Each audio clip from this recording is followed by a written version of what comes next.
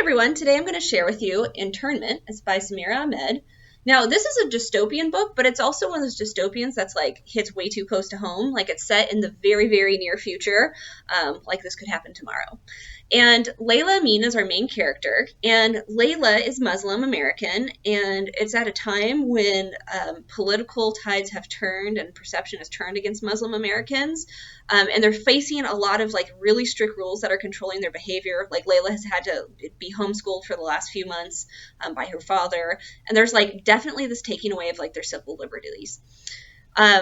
Everything comes to a head very early on in the book when a order is sent out where Layla and her family and many other Muslim Americans are rounded up and put into camps, and it's very, very similar to the Japanese internment during World War II. In fact, it's so similar that they actually passed Manzanar on their way to their new camp. So you can see like the reaction happening to everyone in the Muslim American community, and Layla is really struggling with the fact that as an American, she has been imprisoned in her own country and has seen all of her rights taken away.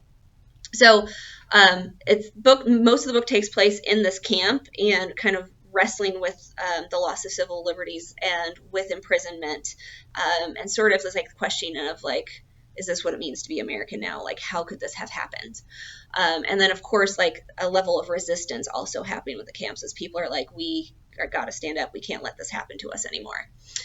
So it's a deeply political book. It's a very harsh critique of our current American society. And the author's note in the back is actually really fascinating too, because the author describes like what led her to write this book and some of her thoughts on our current political situation and some of her fears about where she sees our country going.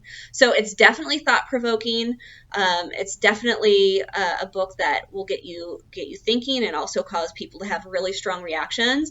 But it is interesting to reflect how different people are perceiving our current political situation and seeing how our history has influenced us too. Like I said, looking at Japanese internment and where we can potentially be going in the future. So if you like to have your thoughts shaken up a bit, if you like to really question our culture, pick up Internment by Samira Ahmed.